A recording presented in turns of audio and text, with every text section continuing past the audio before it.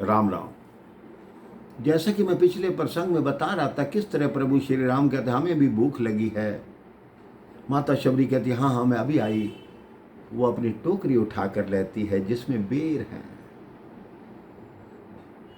माता शबरी एक एक बेर चखती है, फिर कहती हाँ ये मीठा है, वो प्रभु को खिलाती है। नहीं नहीं ये खट्टा है, वो फेंक देती है, ये आपके लिए अच्छा नहीं है, फेंक देती है। ऐसे ही चख के बेर लक्ष्मण जी को देते हैं। लक्ष्मण जी बेर खाते नहीं, एक तरफ फेंकते जाते हैं। राम जी देखते हैं कि लक्ष्मण जी बेर खा नहीं रहे। राम जी अपने हाथ से लक्ष्मण को बेर देते, लक्ष्मण देखो ये बेर कितना मीठा है। लक्ष्मण जी मन ही मन सोचते हैं कि महलों के भोजन भाते न जिनको थे भाव से, बेर जूठे खा रहे हैं आज कितने चाव से। राम जी कहते हैं मां आज वर्षों बाद ऐसे लगा जैसे मां कौशल्या ने 56 भोग मेरे सामने परोस दिया हो। ऐसा स्वादिष्ट भोजन आप मुझे करा रही है। कई शास्त्रों में वर्णन आता है मेरे भाई बहन कि लक्ष्मण जी ने जो बेर फेंके थे वो सीधा जाकर द्रोणागिरी पर्वत पर गिरे। जब लक्ष्मण जी मूर्छित हुए, हनुमान जी बूटी लेकर आए, जो संजीवनी बूटी थी उन्हीं बेरों से बनी हुई थी।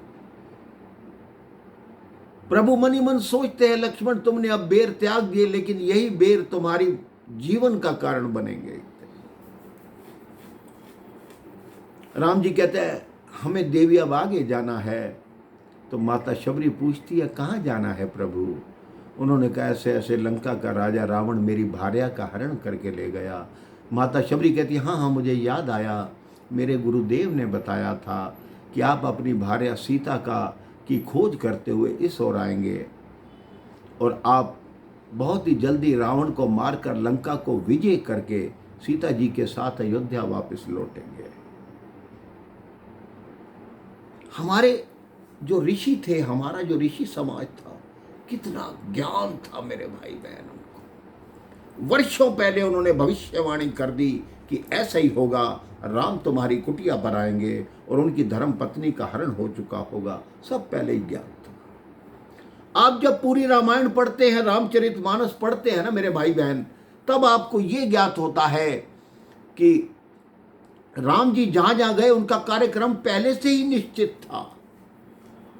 वो सब कुछ होनी के हिसाब से चल रहा था और राम जी उस होनी के हिसाब से उस कार्यक्रम पर अपने स्थान पर पहुंच रहे थे।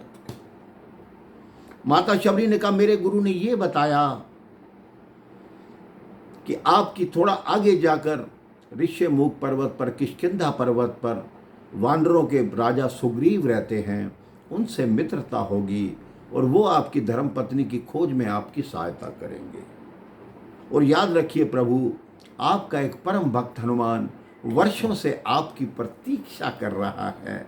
जिस तरह मैं तड़प रही हूँ उस तरह हनुमान भी तड़प रहा है। वो प्रायः मेरे से पूछने आता रहता है कि तुम्हारी कुटिया पर राम आए या नहीं आए, क्योंकि हनुमान जी को भी ज्ञात था कि प्रभु जब आएंगे पहले माता शबरी को दर्शन देंगे, उसके पश्चात ही मुझे दर्शन देंगे। हनुमान जी ने अपने मन के हिसाब से प्रभु श्री राम की एक मूर्ति बना रखी थी जिनकी वो पूजा करते थे, क्योंकि उन्होंने प्रभु श्री राम को कभी देखा नहीं था मेरे भाई। लेकिन अपनी कल्पना के हिसाब से जो मूर्ति बनाई थी वो बिल्कुल वैसी थी जैसे प्रभु श्री राम थे। अब राम जी शबरी से आज्ञा मांगते हैं, अच्छा देवी हम चलते हैं। देवी कहते मैंने भी अपने प्राणों को आपके दर्शन तक रोक रखा था, अब मुझे आज्ञा दीजिए कि मैं भी आपके धाम को जाऊं। माता शबरी के शरीर से एक ज्योत निकली जो प्रभु की ज्योत में समा गई। माता शबरी ये धाम छोड़कर प्रभु के धाम में चली गई। इसी के साथ ही गोस्वामी तुलसीदास जी अरण्य कांड की समाप्ति करते हैं। इसके पश्चात किष्किंधा कांड आता है, जिसके विषय में मैं आपको अगले प्रसंग में बताऊंगा। राम राम, जय श्री राम।